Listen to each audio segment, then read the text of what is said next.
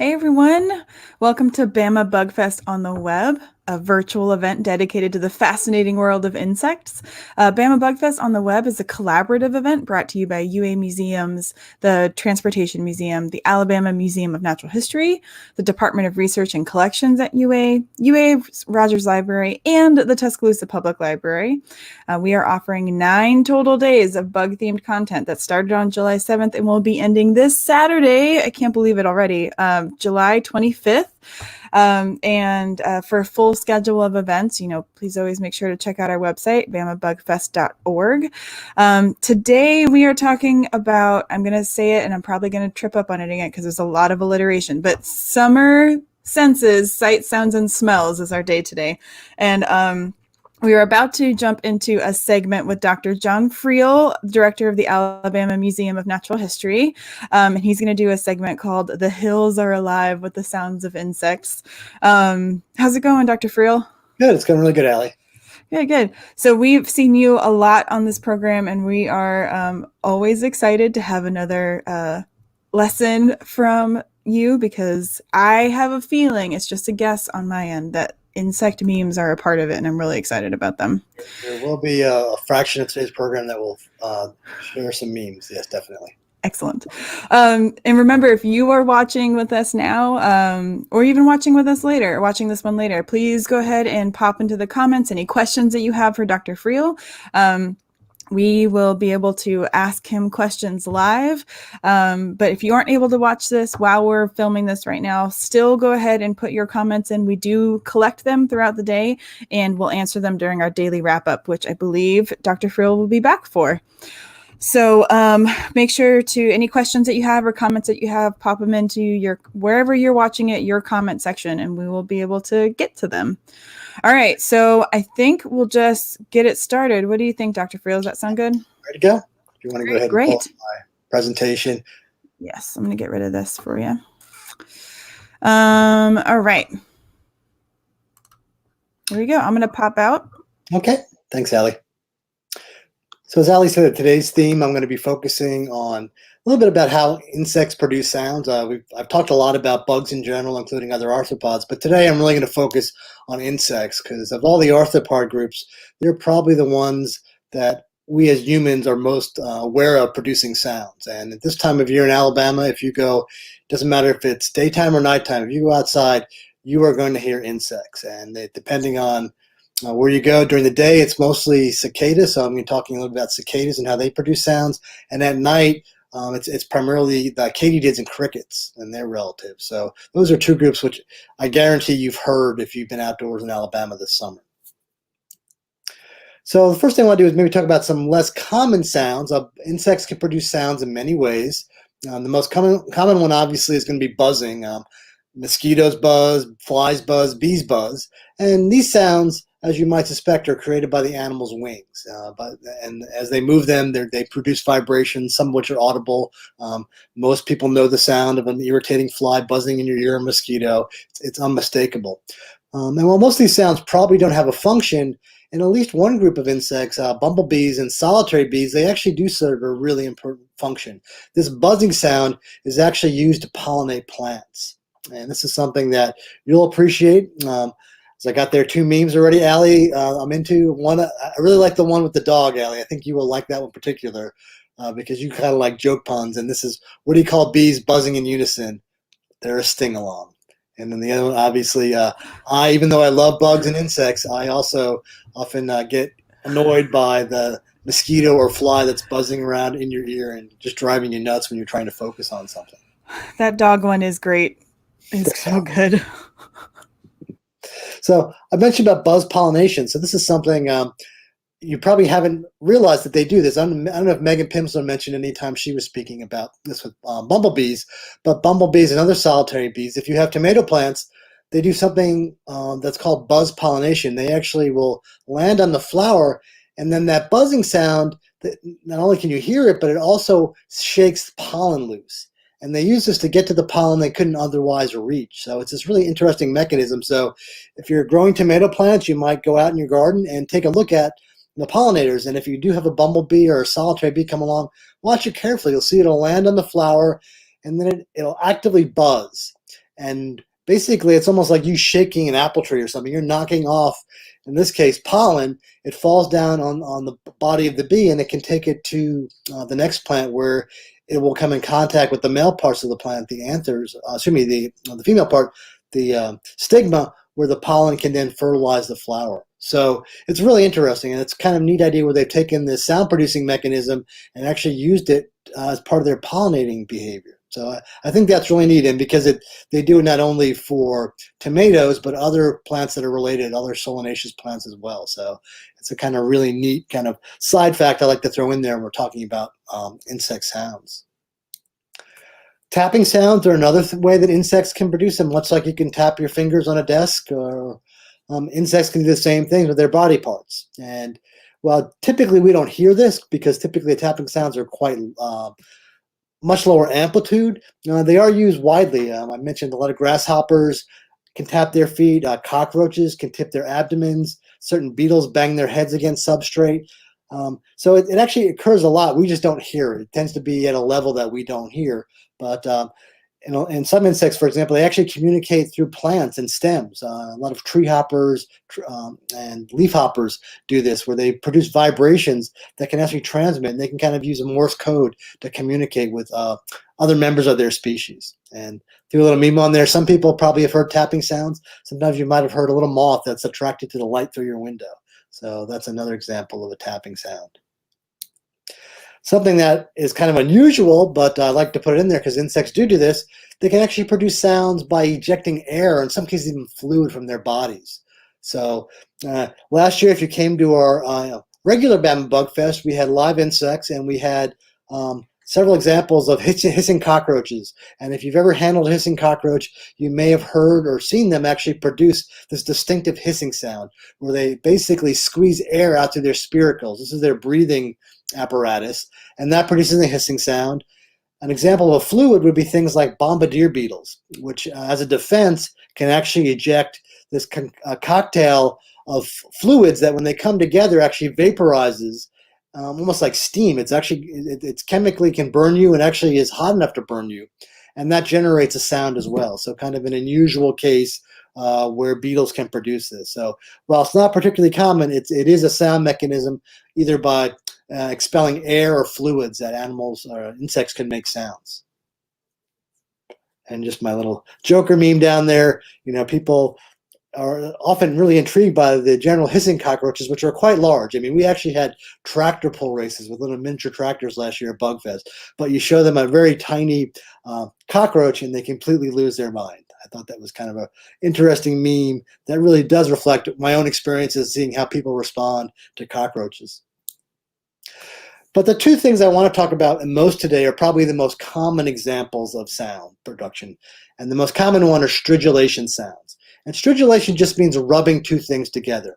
Think about taking your fingernail and rubbing it against the tooth of a comb, producing a sound. This is a really common mechanism in many animals, particularly arthropods and especially in insects. And it's how grasshoppers, crickets, and katydids, these are all orthopteran insects, as well as some beetles, and even some spiders produce sounds this way. So, and then depending on the group of insects you're looking at, or arthropods, they do it in different ways. They may rub, for example, two special parts of their wings together, which is probably how most of the sounds you're familiar with that I'll show you in a bit are produced. Or they might rub their hind wings against their wings, or even their mouth parts. There are some beetles that can make noises by rubbing their mouth parts together. And below you are some of the more common insects that produce stridulating sounds. There's a picture there at the bottom of a field cricket, a tree cricket, and then a katydid. And these are the kind of very typical summer sounds. These animals are abundant in the summers. Their sounds are of a large enough amplitude that you can hear them, and they are in large numbers. So when you go outside at night, you will hear a chorus of these insects that's producing primarily stridulation sounds. So let's look at a little more details. Here I've got a nice picture from a website I'm going to be talking about in a bit called songsofinsects.com, but it shows you what's at the base of it. So I mentioned a stridulating structure involves two surfaces. And here if we look at the very base of the forewing of a katydid, you'll see one of the surfaces is ridged much like a comb. We call it a file. Again, it looks kind of like a file as well. And then the other surface is the scraper. And you imagine if you take that scraper and you move it, drag it across that file, you can produce sounds. And the wings of these katydids act to amplify that sound. So you can imagine this being your fingernail in a comb, and if you had some mechanism for amplifying that, you get to produce these large stridulation sounds. And it's this very simple mechanism that typically we don't see because it's relatively small, somewhat hidden by the insect's wings themselves, but they can produce really large amplitude sounds that you can hear from a distance. So this happens in crickets and katydids. The stridulation sounds are produced with the base of the forewings, just like I showed you in the previous slide. And then the rest of the wing actually kind of works like an amplifier to amplify those sounds, so they transmit greater distances through the air. And in the case of grasshoppers, they actually make the sounds not so much by rubbing their wings together, but they actually will rub their hind leg against their own wings. And then two very appropriate means, crickets. Crickets often have this reputation to hear cricket sounds when people think there's awkward silences. That's a really common time you'll hear a cricket sound used in movies or in television. And then, of course, if you've ever had a cricket and you're trying to go to sleep and you want it to be absolutely quiet, that little chirping cricket. And this is kind of funny because the insect they actually show there is an immature cricket. Its wing buds are not fully developed. So actually, this is one where the entomologist side of me recognizes they probably should have used an adult cricket in the meme. But nonetheless, I think it was a funny meme. And the other one there, is actually not even a cricket. It's a katydid. But again, gets to this point about cricket sounds being used for silence. So there are some small details that are wrong in both memes, but nonetheless, I thought they would be memes that I know Allie sorely would enjoy, and hopefully some of our viewers. And then the other kind of sound we hear a lot about are what cicadas do. And they have a really special sound-producing mechanism called a timbal. And a timbal is only found in male cicadas. They are these two special ribbed membranes that occur on each side of the abdomen. And they're typically hidden by the wing. In the middle photo, you might be able to see there's a little, it's kind of small in this, but it's blown up, this little window that's kind of right behind the wings on the abdomen. There's one on each side. And this little timbal has muscles that insert on it called Tymnal muscles. And when the muscles are flexed or muscles contract, they flex that surface and it clicks. It clicks when it goes in and it clicks when it pops back out. And together they produce this very distinctive sound. They do it repeatedly at very high speed. And then there are air sacs, much like the crickets and katydids were using their wing membranes to amplify the sounds. Crickets use an internal air chamber as an amplifier. Think about the inside of a drum or of a guitar that can basically take the sounds and amplify them so they travel a much greater distance. This is what the cicada's body's doing. And what's amazing about with this structure, these crickets can produce amazingly large sounds. Actually, the loudest insect sounds of any insects are cicadas, and there are some cicada species which can produce sounds well over 100 decibels. And this gets into the range of sound which can actually be damaging to your ears. So it's really incredibly deafening. And I bet if I walked right outside my office here on the UA campus right now, I could hear some of these sounds of cicadas up in the trees producing these incredibly loud sounds. And again, the males are doing this to produce, actually they're producing the sounds to attract females. They emerge from the ground. Most of what you're hearing right now are annual summer cicadas or annual cicadas. It's not the periodic ones, which we'll have in a few more years. But nonetheless, we get them every single year. They're multiple species, and it's just the males using this special Tymnal structure that they basically move in and out, produces this clicking sound, and then in mass it produces the sound we typically think of as cicadas. And again, the two little memes here, one talking about a cicada playing a song, and some people think it sounds like a buzz. Other people think it's more like a shrieking scream, which is the kind of what the other meme is pointing to. Oh, what a lovely summer's day. Scream! That's the John, I have to talk to you about the one on the left with that cicada and the guitar. You know how much that's the perfect meme. I think that might have out-memed all the other memes. I think that's my favorite one. And I thought that wouldn't happen, but I think it did.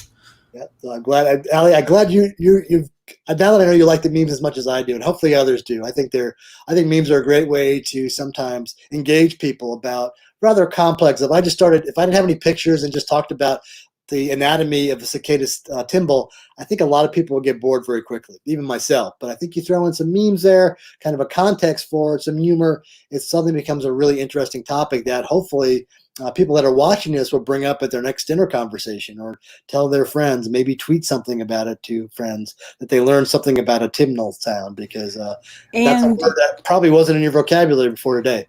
and when you do that, use hashtag Bama Bug Fest. Yeah, please do. You can win some stickers. I'll plug that again at the end. And just to put it in context, that sound, so I mentioned it's well over 100 decibels. So here's a sound of decibels, and decibels are kind of it's on a logarithmic scale. So every time you go up, it really doubles, and it's kind of the energy that it transmits. But we're basically in the sound range for some cicadas getting above a train on a train platform, what it might sound like, approaching the sounds you might hear at a music contact. So, and potentially you could actually, if you were really close to one of these cicadas and you couldn't move away, you could actually damage your hearing. I mean, that's the kind of energy that these animals are capable of putting out. And again, you don't have to worry. If you go outside, they're not at that level that you're hearing them. They're at a much lower decibel level. But nonetheless, they are incredibly loud summer sounds. And again, I think a lot of people think about them, the first freeze we have, all these animals would be gone, and it'd be really quiet at night. So I think a lot of people are nostalgic about those summer sounds. And again, you can thank the cicadas primarily during the day and the crickets and katydids at night. So for the remainder of the talk, I kind of want to shift to a website that I've been focusing on. I've used some of their images, and now I'm going to use some of their sounds. So I'm going to take you now to the Songs of the Insects website. So Allie and I are going to switch out to my web browser here. So I got to leave my screen and then put it back in. Let's see here. Let me choose this. I mean, we all know that cicadas are loud, but I guess I never realized how loud they could get. It's, like if you were stuck in a room of cicadas and you could potentially damage your hearing. That's fascinating. I think there's going to be some movie where they're used to torture somebody, because I think it's that loud. And I've been in places, I've been in places outside where frog song is something I've talked about other times. The summer, it's really loud outside. When you go outside in the winter, it's kind of quiet. But come spring and summer, insects in particular, and some other groups of animals, there are other frogs I mentioned, but there are other animals at night, owls. It's amazing the cacophony of sounds you'll hear out there. I actually heard for the first time raccoons. I never think about raccoons producing sounds, but when I was out at night listening to some insects, I noticed there were some eyes in the trees. And I have an oak tree behind me. I had 4 raccoons that I had startled that were at my bird feeder. They went up in the tree, and I could see their eyes shine, and I could hear them. And I'd never heard raccoons communicating before, but they obviously were making these really distinctive sounds to one another. So again, as a biologist, I'm still learning new things. So I encourage you to go outside and just listen. And you'll definitely hear insects, but you might hear some other creatures. I heard an armadillo that it wasn't out running around for grubs. And, I never know. Sometimes I hear owls, coyote, you hear a lot. Summer's a great time to be outside. Besides the fireworks and things like that, there are a lot of really cool night sounds that you can learn a lot of. That summer symphony. Yep. So, Allie, there's the screen here. I just wanted to play you. Check this out. There's more information I can go to, but they've got some great videos, some great sounds, some great pictures. I use some of their images in my talk here, so I would definitely want to plug it. Here's a video, for example. So I mentioned crickets. Here is a type of tree cricket, and this one in the video, you can actually see it moving its wings, so you get some visual. So if you could actually see one of these insects, this is what it would look like and what it would sound like. So that's in real time. So you can see it's moving its forewings, and it has that file and rasp at the base of its wing that is rubbing together, and then the clear part of its wings is that you see most of is actually what's resonating. So that little thing is probably maybe an inch and a half long, that insect, and it's producing those sounds. So I find that really amazing that these little insects can make such big sounds. And you can actually, if you're careful, you can get that close at night with a flashlight. If you walk in your backyard, I always go out at night with a flashlight looking through my garden for spiders, and sometimes I'll come across little tiny tree crickets like this making calls, or even bigger katydids making their sounds. So let's look at some of their other, you can get into there's a whole vocabulary for cricket sounds. So I like this. They've got these little buttons you can click on in the same website, a different tab. So this is the chirp. This is a quintessential sound of a cricket. I think most people would recognize that as a cricket. Other types of sounds, sometimes longer things are called trills. So this is a pure-toned cricket trill. There's lisps. It's a little more like that tree cricket. It's a little bit longer, drawn-out note. A zit, a soft staccato sound. Yeah, that's a katydid sound. I hear that a lot at night. A tsip, which is a brief fuzzy note made by many katydids. It's a little more complicated. And then you have a lispy trill. I love the names, the vocabulary. This is what I hear a lot of.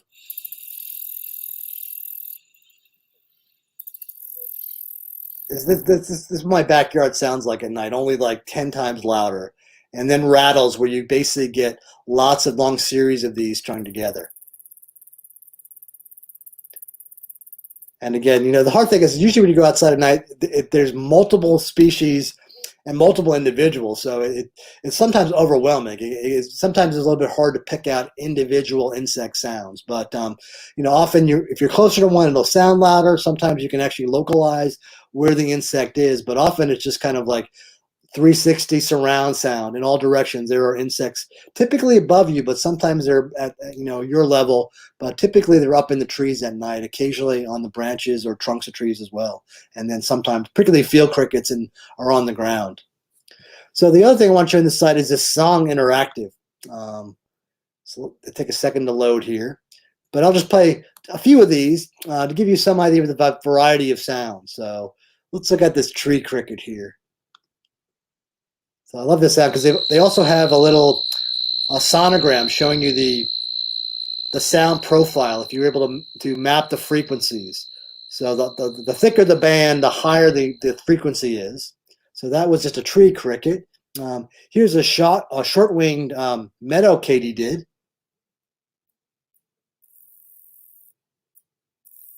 So what I find fascinating is you can sometimes get really good at this. You can identify the species, and much like people do with bird sounds, you can learn. And there are people that can identify insects by ear. So I find that really fascinating. You can develop. Here's another katydid, a different species. We have very similar species here that I've heard making these kinds of sounds. And again, it's making the sound simply by rubbing that specialized structure at the base of its forewings. This is a really funny looking one. We have the same types of katydids. They're called coneheads because they have a cone-shaped head. Kind of a faster pitch with a little pause between the different notes. But hopefully I just want you to get a sense for how different some of these can sound. And then something that's going to be really different, they only have the one cicada here, but we do have swamp cicadas here in Alabama. I get in my backyard in Tuscaloosa here. And again, this is not producing it through stridulation. This has that special timbal organ.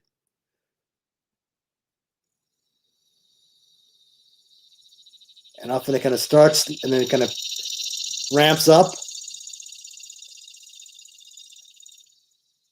And that's just one individual. And again, a single tree may have dozens of individuals. And again, that's a really typical sound. As I mentioned, in general, both cicadas and katydids, crickets, and crickets can make sounds both day and night. But in general, 9 times out of 10, the sounds you're hearing during the day are going to be the cicadas. And then at night, it's going to be kind of swap out. It's going to be more the katydids, tree crickets, and crickets. So it's a great website. If you have any interest, definitely check it out. They actually have a whole identification guide where you can go through individual species. And again, this one I think is the person that did this. I think is based out of New York. So we don't have all the same species, but there are many cases species that are the same or at least very close. So you can go through there and just be blown away by the diversity of sounds. And again, it's another way that you can engage, and particularly for someone that's visually impaired, I imagine going outside and realizing how much you can learn about whether it's bird song, but here's a whole other group you may not have thought about. And I know as I get older, my vision's not as great. I get more attuned to acoustics, and I realize it's a whole world to be discovered for me and for most people. And we shared that website on the in the comment section of where everyone's watching. So if you want to take a look at it, go ahead and click on that link. But if you want to see it again, just in case, I'll put it up here. Um, it's a great. I was just kind of thumbing through it a little bit. It's a great website. Yeah, this individual, I think he actually may be somewhere where I used to live. I used to live in New York before I came here. But looking at him, I mean, he's a good photographer and he takes excellent sound recordings. And I think it's just his passion. He has a separate Vimeo site that has a lot of bird songs as well. So I think he's just someone who is really engaged by natural sounds. Some people are really into natural soundscapes, and insects are definitely part of that soundscape. So I definitely encourage people. It's probably something that I think for most people take for granted.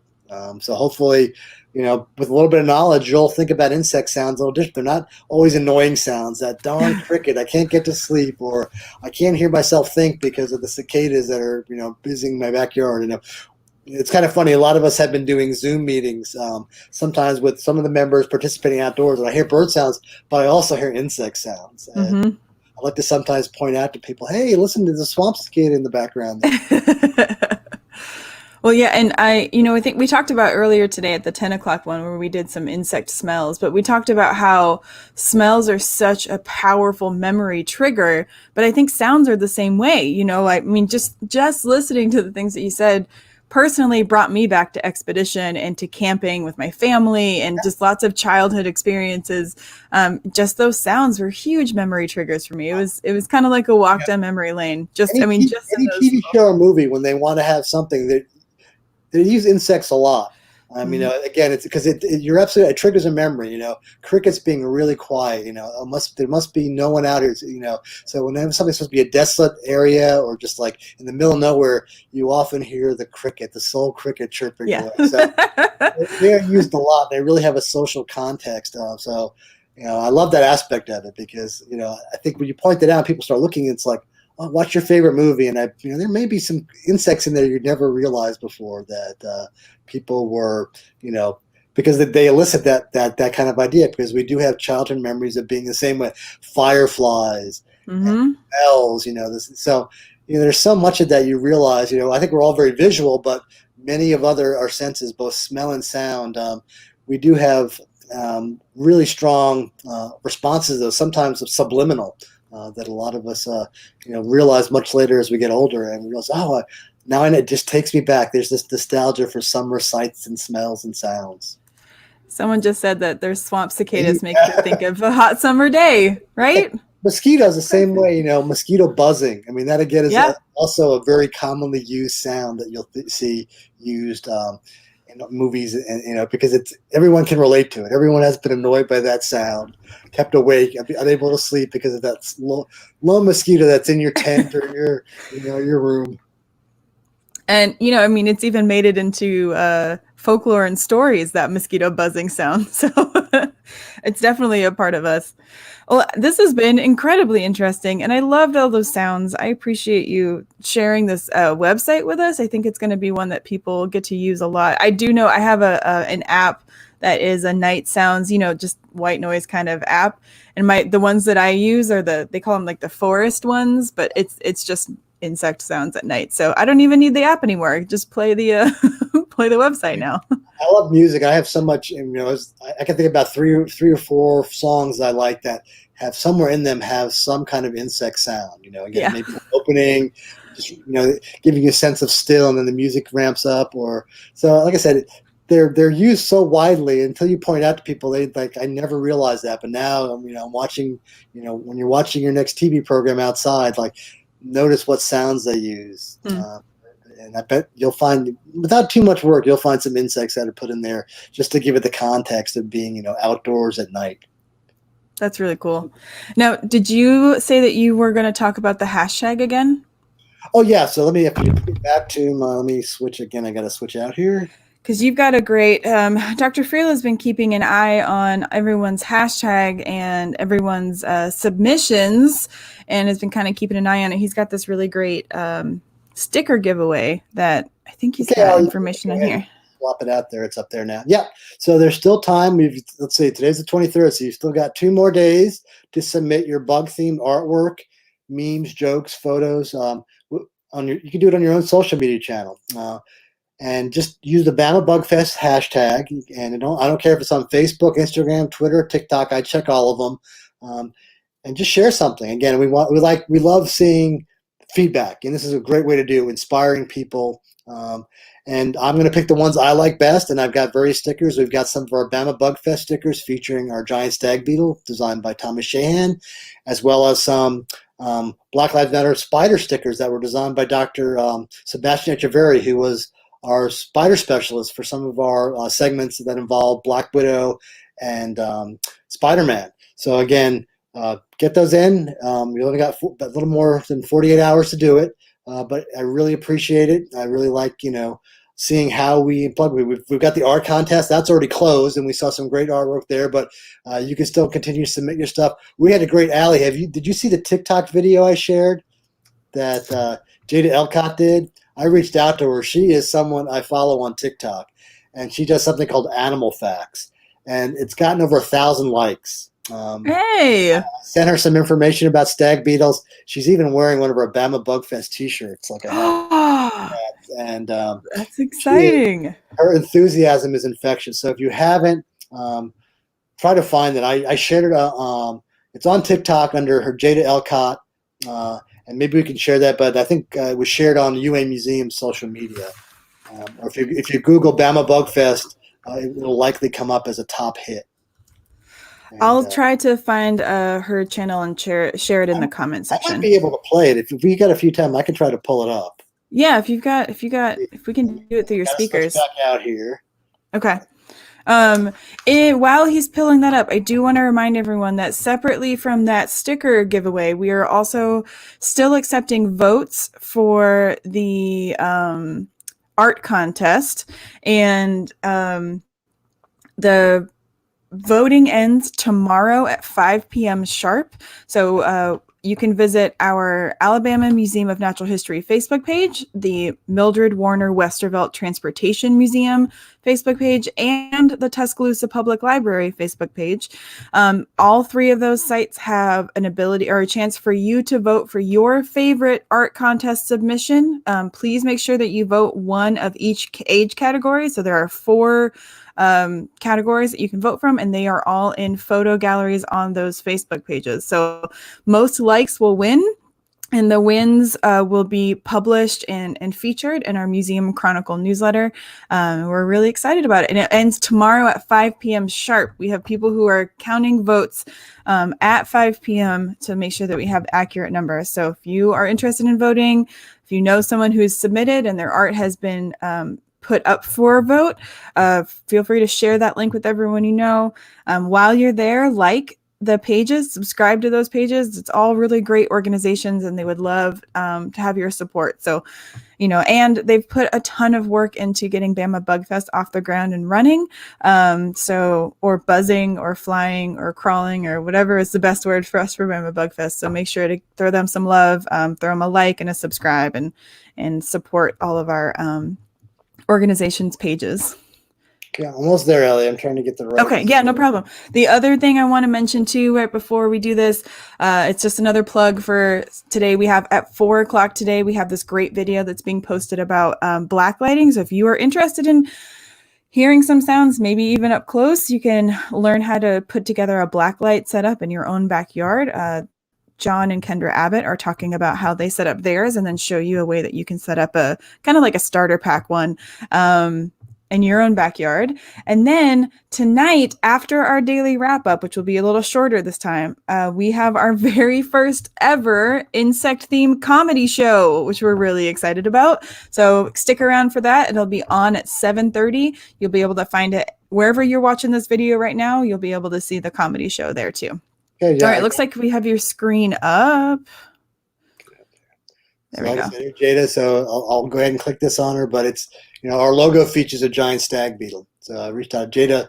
She's someone I follow on social media because she studies sharks, and she's a really good science communicator, but she started this a few months ago and has been kind of infectious. And like I said, I reached out to her when I knew we were going to do this, and she did this one specifically on our giant stag beetle. And friends are back. Maureen, in fact, let's talk about the giant stag beetle. Look, here's one. Is it just me, or do they look like a crab arm spread of legs?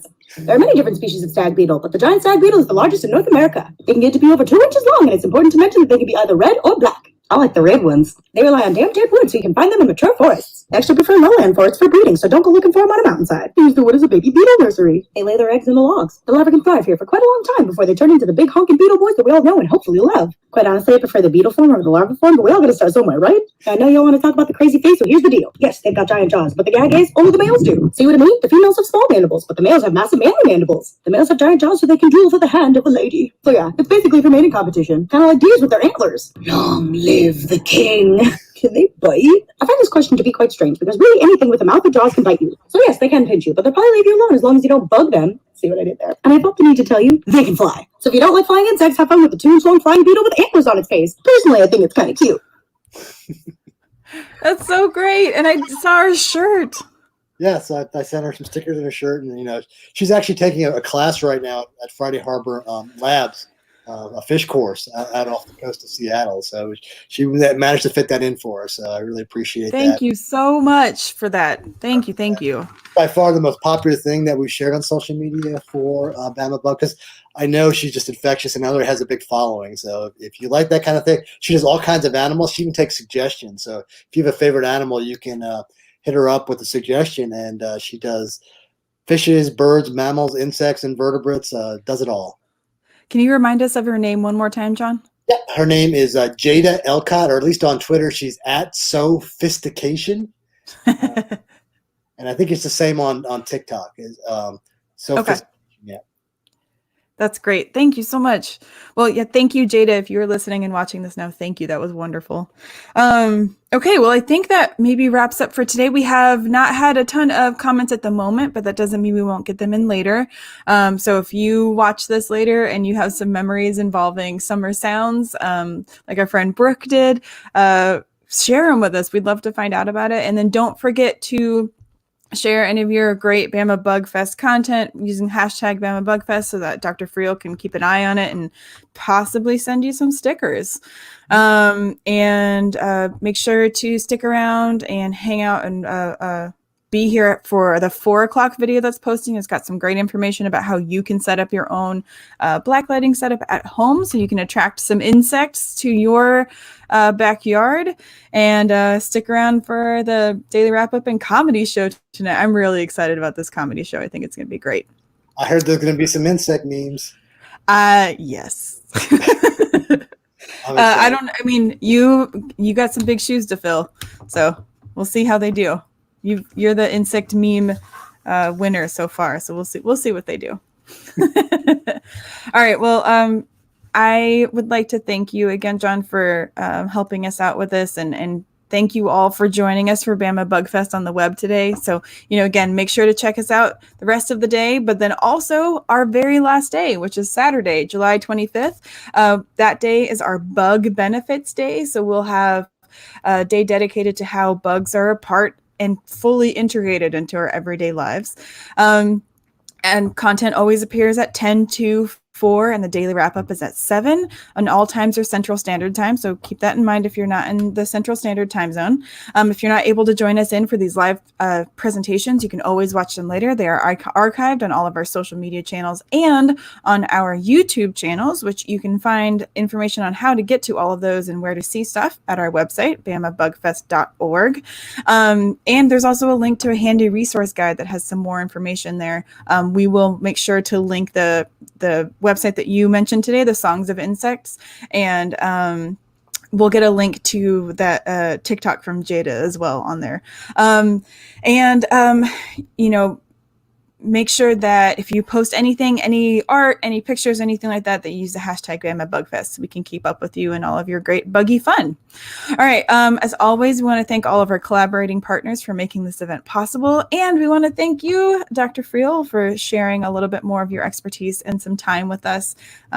We appreciate it and always enjoy your presentations. So thank you for doing that.